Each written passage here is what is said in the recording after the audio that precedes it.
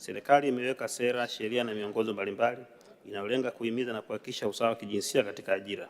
Katika utekelezaji wa miradi mikubwa ya kimkakati ikiwemo ujenzi wa SGR, wakandarasi na washauri wanawajibika kuzingatia masharti ya mikataba pamoja na sera za kitaifa ambazo zinawataka utoaji wa fursa sawa za ajira kwa wanawake na wanaume katika kada mbalimbali.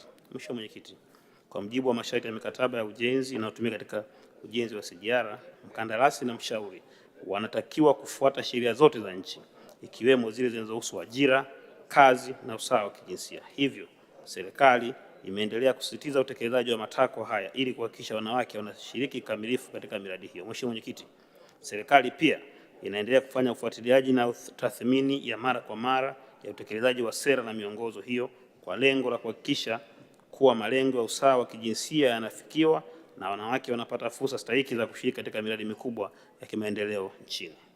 Ni kwa namna gani serikali imeandaa programu maalumu au mafunzo ya wezeshaji ili kuhakikisha wanawake wanashiriki kikamilifu katika miradi hii?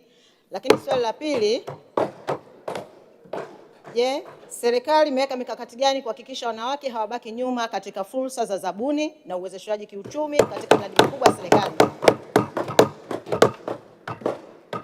Mheshimiwa Waziri, majibu. Mheshimiwa Mwenyekiti, napenda kujibu swali la nyongeza la Mheshimiwa Janet kama ambavyo wameongezea.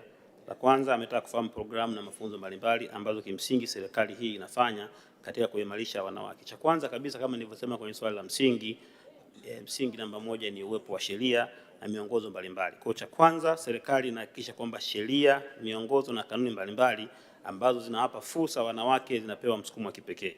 Lakini pia ziko programu mbalimbali kama vile mafunzo kupitia mafunzo mbalimbali ambao kwa mfano wenzetu wa TanTrade wanayo, wenzetu wa bodi ya kandarasi wanayo na kadhalika. Lakini pia mafunzo ya elimu kwa vitendo kama vile internship, na hapa imeongelewa mara kadhaa. Yote hiyo ni kuwajengea uwezo wanawake kuhakikisha kwamba wanapata uwezo wa kuweza kushiriki katika ujenzi wa uchumi wa nchi yao. Lakini pia tumeweka mafunzo muhimu ya kiufundi kama vile kupitia vyuo vyetu vya VETA ambako tunawajengea uwezo wanawake, wakimaliza wakipata ufundi huu waweze kwenda kwenye shughuli za uzalishaji mali na hivyo kuweza kushiriki kamilifu kuwa na nguvu ya kifedha. Lakini pia vipaumbele mbalimbali katika utoaji wa ajira. Yote haya pamoja na mengine imekuwa ni mambo muhimu ambayo tunafanya kama sekta, ikiwa ni pamoja na kutoa elimu ya mbalimbali katika masuala ya fidia, kwamba fedha mtakazopata zitumikeje ili sije katokea mtu amepata compensation alafu tena zile fedha amezitumia vibaya. Lakini pia Mheshimiwa Mwenyekiti, mikakati mbalimbali kama tulivyozungumza ambayo inatolewa kuhakikisha kwamba wanapata nafasi kama vile kwenye zabuni na kadhalika, ni pamoja na fursa za kielimu. Hapa kwenye elimu nchi yetu imetoa nafasi kubwa kwa mwanamke kuhakikisha kwamba kila mtoto wa kike mwenye anayetaka kusoma shule au anataka kwenda shule kuanzia elimu ya awali mpaka chuo kikuu anashiriki kamilifu bila ubaguzi.